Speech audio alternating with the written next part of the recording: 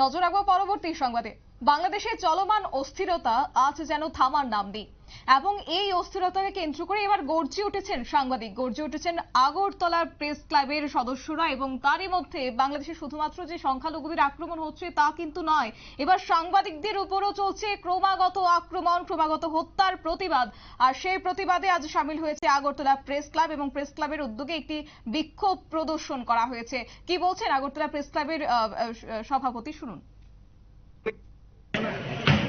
আচ্ছা, সহকর্মী সাংবাদিক বন্ধুগণ, আপনারা সবাই জানেন যে বাংলাদেশে একটা অস্থির অবস্থা চলছে। তো আমাদের যারা সাংবাদিক তারা যুদ্ধে হোক বা যে কোনো ইনসিডেন্ট কভার করা তাদের নৈতিক দায়িত্ব।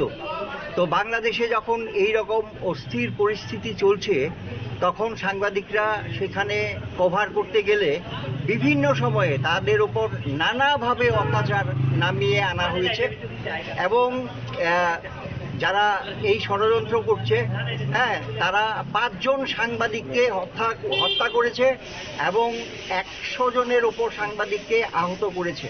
তো আমরা মনে করি যে এটা মিডিয়ার উপরে একটা আক্রমণ এবং সাংবাদিকরা যেহেতু জনগণের কাছে সমস্ত খবর পৌঁছে দেন, তো তাদেরকে হত্যা করা মানে মানুষের যে তথ্য জানার অধিকার সেটাকে খর্ব করা।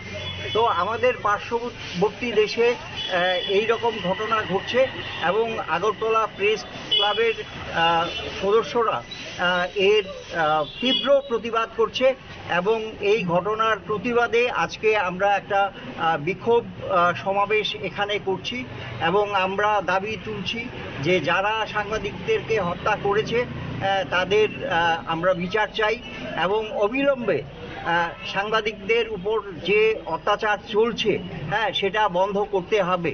না হলে আমাদের এই আন্দোলন শুধু আমাদের দেশে নয়, মানে গোটা বিশ্বে কিন্তু সেটা ছড়িয়ে যাবে। এবং ইতিমধ্যেই বিভিন্ন সাংবাদিকদের বিভিন্ন আন্তর্জাতিক সংগঠন এর নিন্দা করেছে। আমরাও এর নিন্দা করি এবং এর জন্যই আজকে আমরা এই সমাবেশের আয়োজন করেছি। তো আপনারা সবাই সোচ্চার হন, এই দাবি আমরা রাখছি। আপনারা শুনলেন জয়ন্ত ভট্টাচার্যের বক্তব্য। কার্যত বাংলাদেশের এই পরিস্থিতি এবার ভারতকেও ভাবাতে শুরু করেছে। তারই মধ্যে বাংলাদেশের এই ঘটনাকে কেন্দ্র করে যখন নৈতিক দায়িত্ব পালন করেন সাংবাদিকরা, ঠিক তখনই তাদের উপরও চড়াও হয় সে দেশের নাগরিকরা। বলতে গেলে বলা যায় যে তাদের উপরও ক্রমাগত আক্রমণ এবং তারই মধ্যে 5 জনকে হত্যা করা হয়েছে এবং আহত হয়েছেন 100-এর অধিক সাংবাদিক। এবং তার প্রতিবাদে এবার সরব হয়েছেন আজ আগরতলা প্রেস ক্লাব এবং আগামী দিনে বা অনতিবিলম্বে এই আক্রমণ যেন থামেন সেই কথাই বা সেই বার্তাই আজ দেওয়া হয়েছে। নিয়ে নিচ্ছি ছোট্ট একটি বিজ্ঞাপন বিরতির সঙ্গে থাকুন।